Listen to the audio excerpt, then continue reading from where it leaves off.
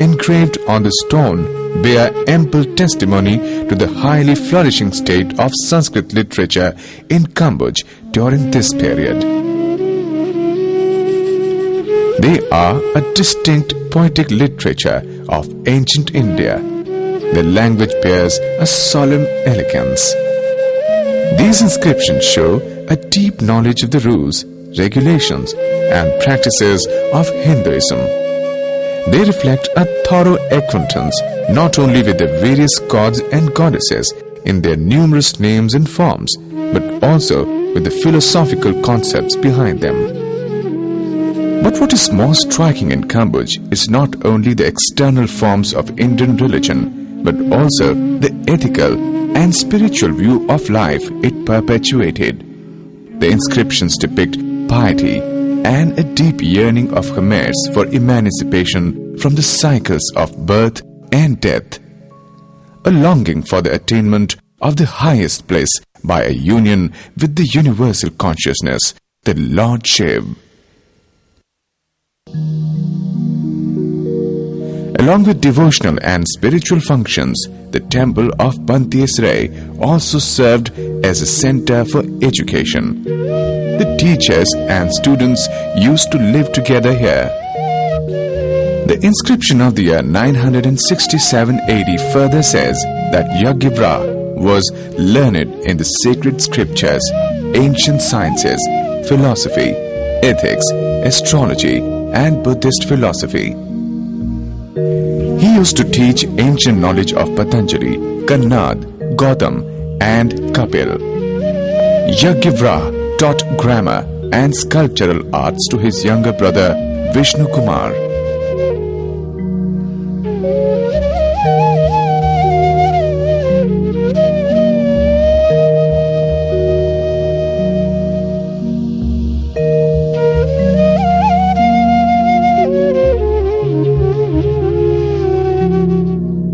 He knew many languages and scripts, and they were taught in the temple as well.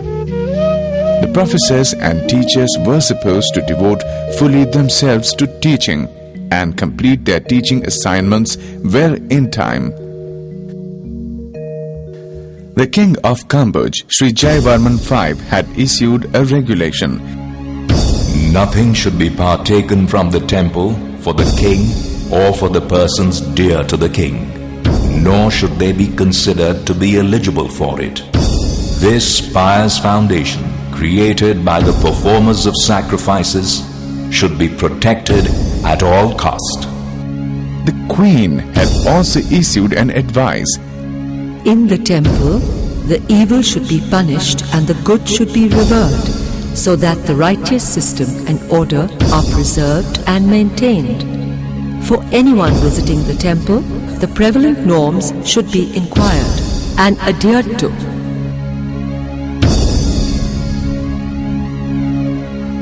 Another important inscription of year 969 AD, Shak 891, after 1 year of its foundation, tells us about the visit of King Jayavarman V.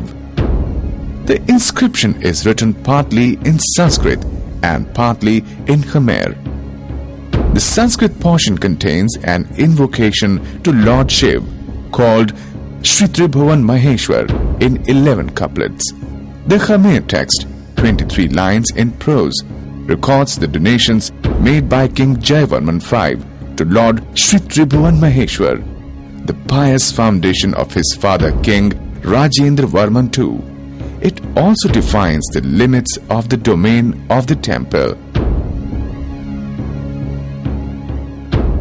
Besides the philosophical aspect, in this Shaivite temple, like others, elaborate rituals included music and dance, which had an appeal to the masses. The temple also served as a center for art and culture. The inscription says that Gopura was proficient in dance as well as in instrumental music. Music concerts and dance dramas used to be organized during the festivals and important occasions. The themes of these dances were generally from the sacred ancient scriptures like Ramayana.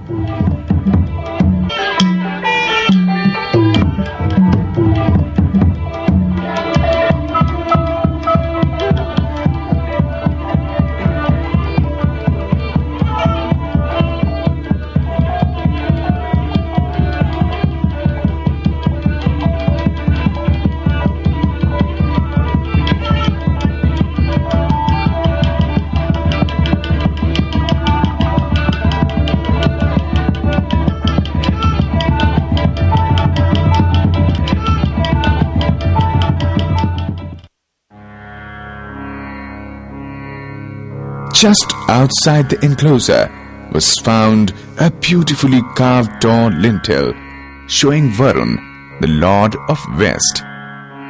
The lintel, which is now lying on the ground, must have adorned one of the doors of third entry tower. A causeway leads from the third entry door to the main temple, passing across the moat.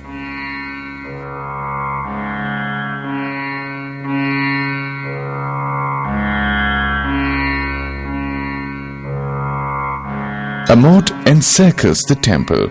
It must have been full of water when the temple was in use.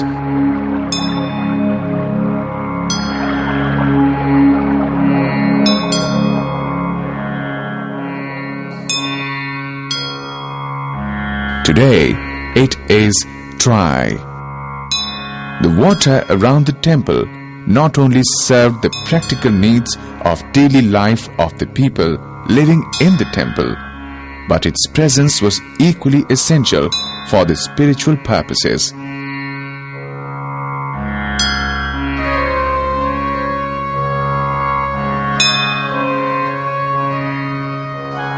Across the moat is the second entry door leading to the temple.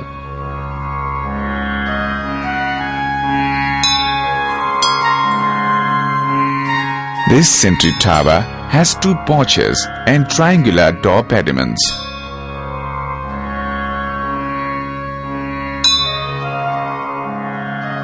The BANTEAY SREI temple is very small in size, but it has been grandly executed.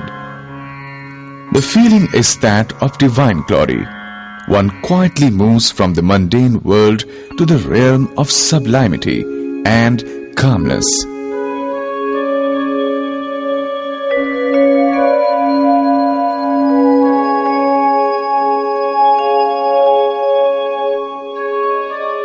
The first porch of main door has the King of Heaven, Indra, on its pediment. The purely ornamental decorations are omnipresent. They include elaborate vine and foliage scrolls, lotus flowers, and mythological beings.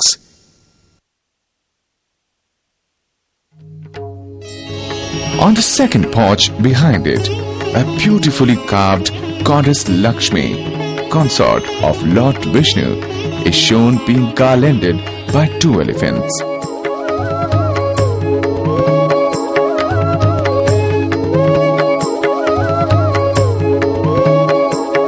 Below is Karur, the mount of Lord Vishnu.